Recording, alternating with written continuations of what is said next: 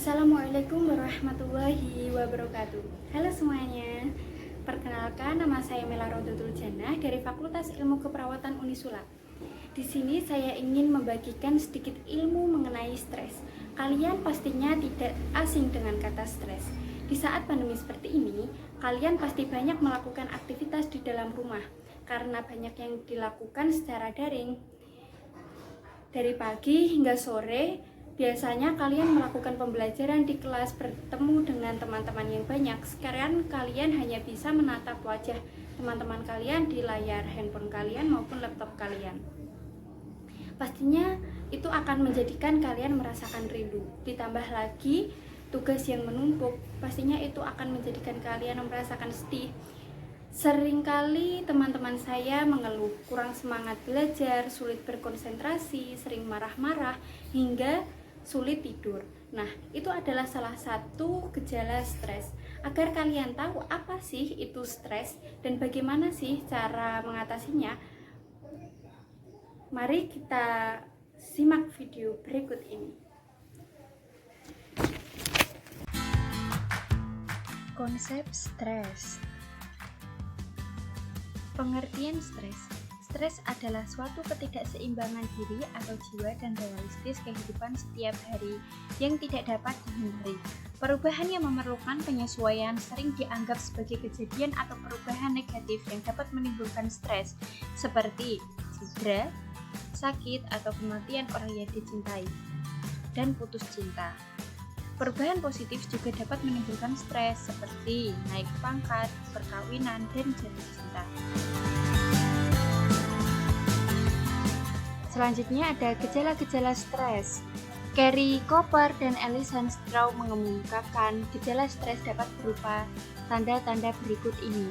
Yang pertama fisik, yaitu nafas memburu, mulut dan tenggorokan kering, tangan lembab, merasa panas, otot-otot tegang, pencernaan terganggu, sembelit, letih yang tidak beralasan, sakit kepala, salah urat, dan gelisah.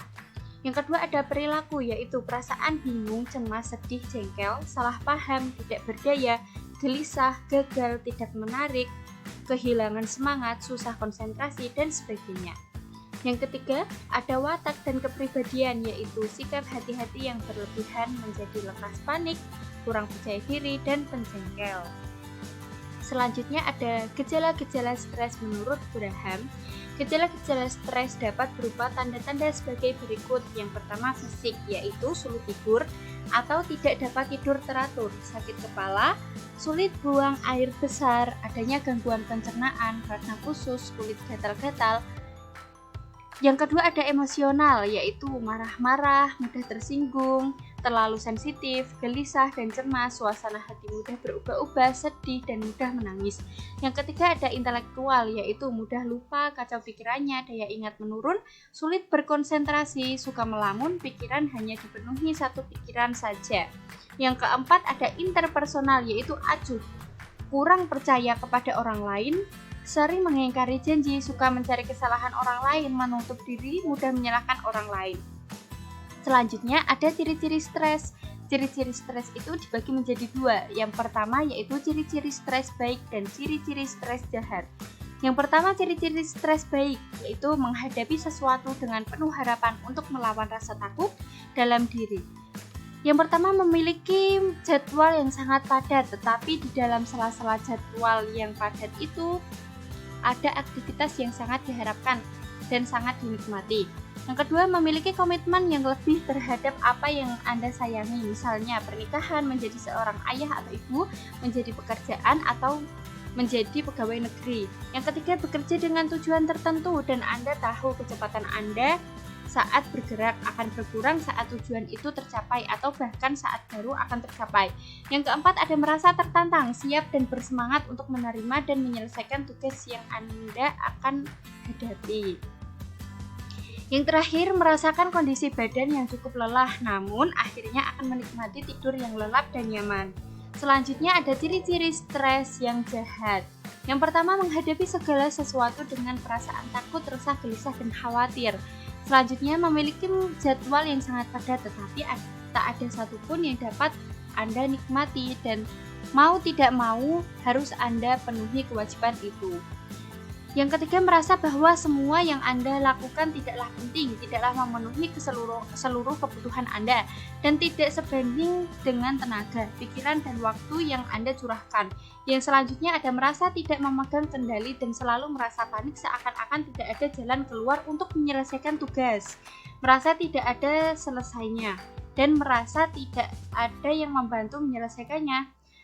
Selanjutnya merasa tidak lebih baik bekerja daripada berhenti atau istirahat sejenak saat bekerja jam kerja.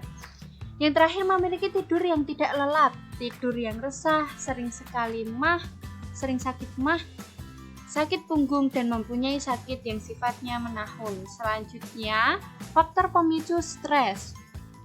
Yang pertama, ada stres kepribadian atau personality stress. Stres kepribadian adalah stres yang dipicu oleh masalah dari dalam diri seseorang, berhubungan dengan cara pandang dan masalah dan kepercayaan atas dirinya. Orang yang selalu menyikapi positif segala tekanan hidup akan kecil resiko terkenal stres jenis yang satu ini. Yang kedua ada stres psikososial atau psikososial stres. Stres psikososial adalah stres yang dipicu oleh hubungan relasi dengan orang lain di sekitar atau akibat situasi sosial lainnya.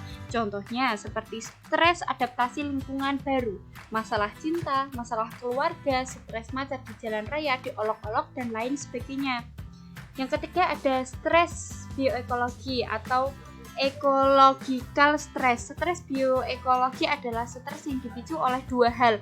Yang pertama yaitu ekologi atau lingkungan seperti populasi serta cuaca. Yang kedua akibat kondisi biologis seperti akibat datang bulan, demam, asma, jerawatan, tambah tua, dan banyak lagi akibat penyakit dan kondisi tubuh lainnya. Yang terakhir ada stres pekerjaan atau job stress. Stres pekerjaan atau job stress adalah stres yang dipicu oleh pekerjaan seseorang, persaingan jabatan, tekanan pekerjaan, deadline terlalu banyak, kerja, ancaman, target tinggi, usaha gagal. Persaingan bisnis adalah beberapa hal umum yang dapat memicu munculnya stres akibat karir pekerjaan. Selanjutnya ada jenis-jenis stres. Weak dan quick. 1, 3, 4, 5 mengkategorikan jenis stres menjadi dua. Yang pertama yaitu distress, yaitu hasil dari respon terhadap stres yang bersifat sehat, positif, dan konstruktif, bersifat membangun. Hal tersebut termasuk kesejahteraan individu dan juga organisasi yang diasosiasikan dengan pertumbuhan fleksibilitas, kemampuan adaptasi, dan tingkat performa yang tinggi. Yang kedua ada distress, yaitu hasil dari respon terhadap stres yang bersifat tidak sehat, negatif, dan destruktif, bersifat merusak. Hal tersebut termasuk konsekuensi individu dan juga organisasi seperti penyakit kardiovaskuler dan tingkat ketidakhadiran atau absenteisme yang tinggi yang diasosiasikan dengan keadaan sakit, penurunan, dan kematian. Selanjutnya ada cara mengatasi stres. Upaya individu dapat berupa perubahan cara berpikir kognitif, perubahan perilaku, atau perubahan lingkungan yang bertujuan untuk menyelesaikan stres yang dihadapi.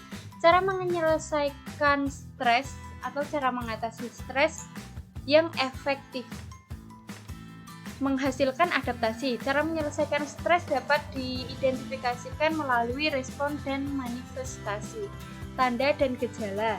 Mengatasi stres dapat dikaji melalui berbagai aspek fisiologis dan psikososial. Reaksi fisiologi seperti keluarnya keringat dingin, jantung berdebar kencang, mata melotot, mulut kering, dan lain sebagainya.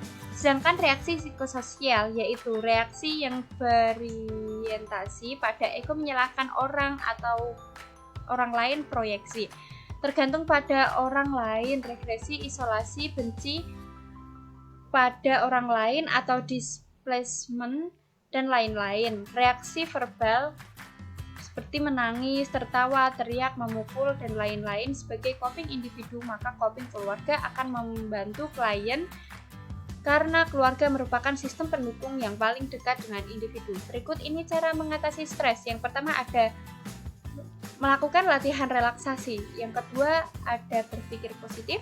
Yang ketiga secara spiritual seperti membaca Al-Quran dan beribadah. Yang terakhir ada tarik nafas dalam. Baik, terima kasih. Itu saja yang bisa saya sampaikan. Bila ada tutur kata yang salah, saya mohon maaf. Terima kasih. Wassalamualaikum warahmatullahi wabarakatuh.